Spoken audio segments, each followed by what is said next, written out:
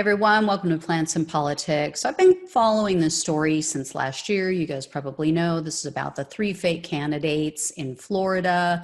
That lawmaker, Frank Artiles, he was arrested for paying a man named Alex Rodriguez to essentially be a spoiler. He was paid to pretend to be an independent candidate, and his goal was, which they accomplished, was to siphon votes away from the actual Democrat in the race. So I've talked about it on the show quite a few times.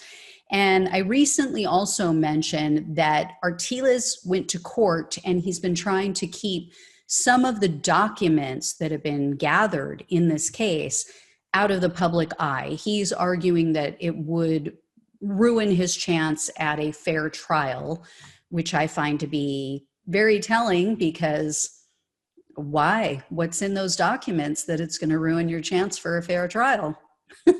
Please do tell me more. So now we know, even though they haven't come out yet, we now know at least what the documents pertain to and with whom he was communicating. Because news broke on Friday that a Republican firm, it's a research firm located in Georgia, they were subpoenaed a while back. And this was in relation to these three fake candidates. The firm is called Data Targeting Inc., and they have a history of taking part in these fake candidate and voting siphoning cases.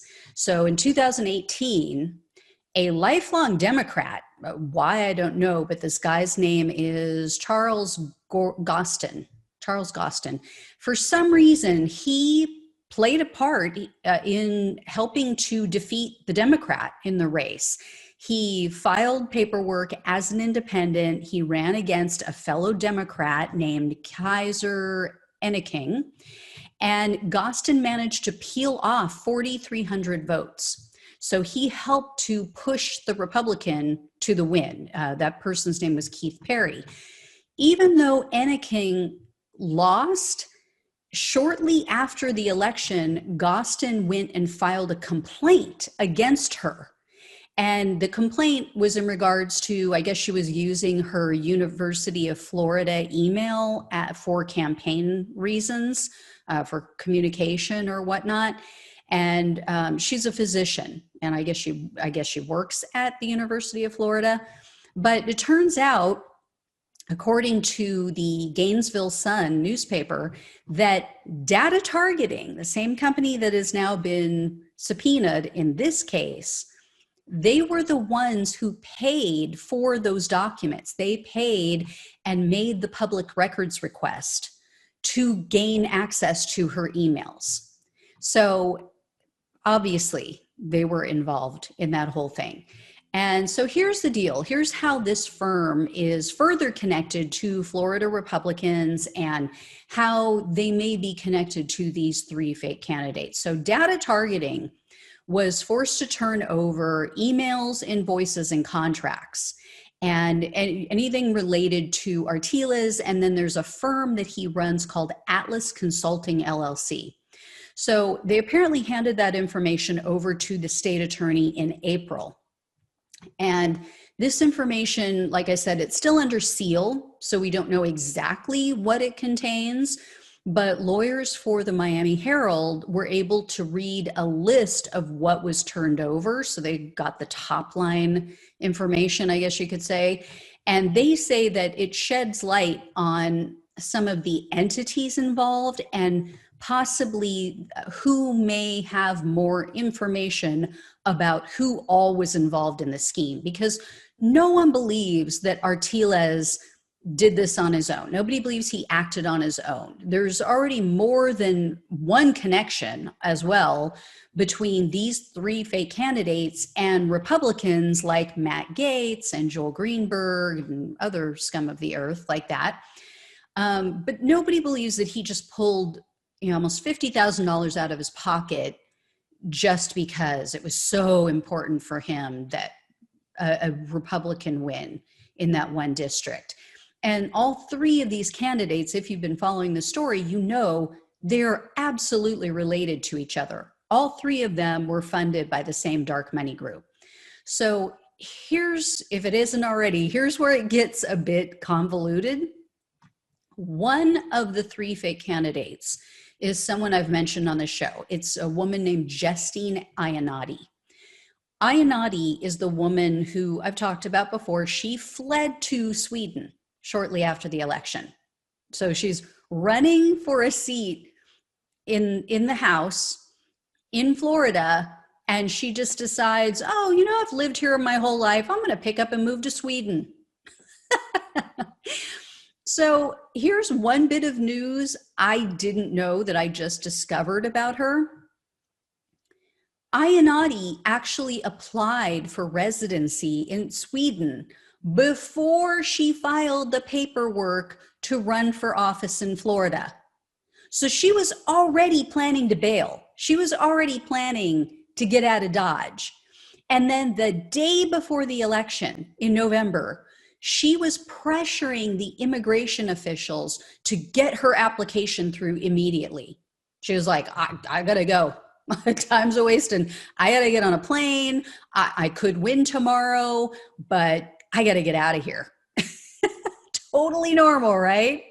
I mean, who doesn't file paperwork, apply for residency in another country and plan to pick up and move to a completely different country before you decide, hey, you know, I think I'm going to run for office in my home state where I've lived my whole life and where I'm almost $150,000 in debt?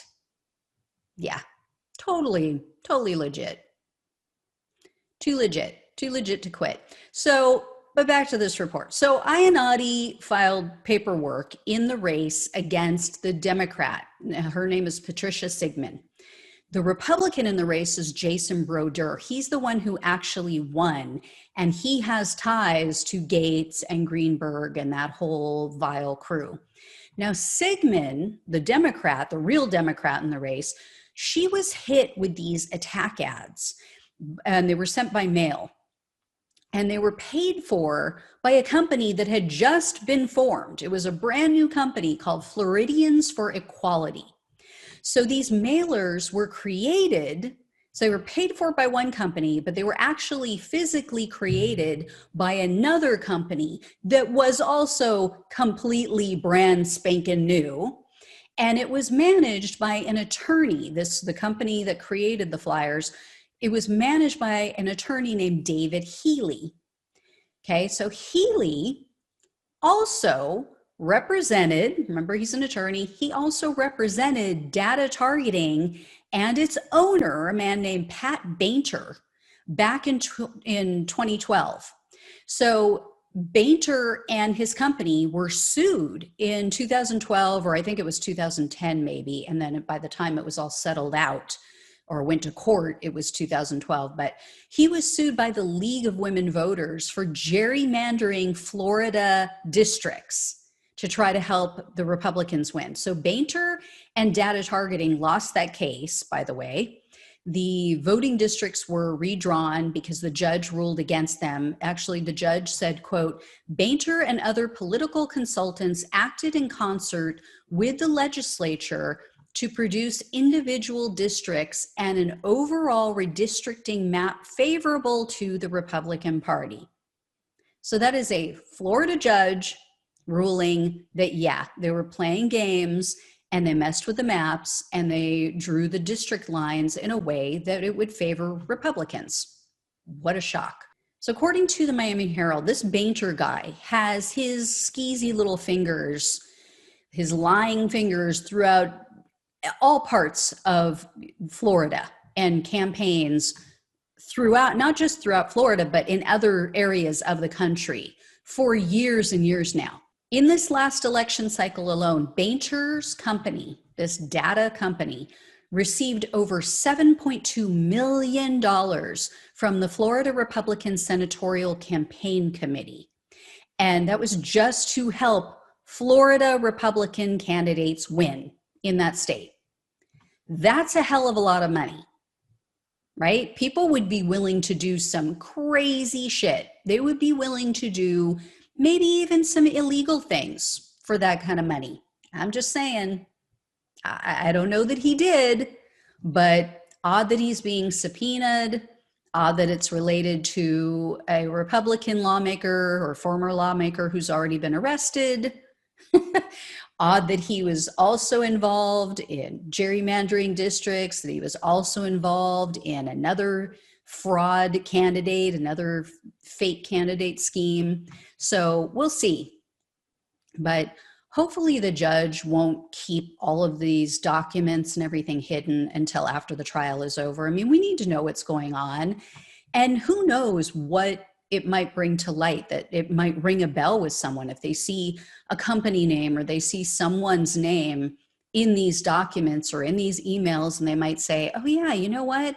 I overheard this conversation, and now putting into context, it makes sense. And maybe I should reach out because maybe I know more than I think I did. But let's hope that Justine Iannotti is handcuffed and deported back to the United States, because clearly she's hiding something. I mean, if she's not, she's sure acting like someone who's hiding something, and someone who is in on something very serious that could put her behind bars or cost her a lot of money. So, like I said, let's hope she's in trouble. Let's hope the other guy is in trouble.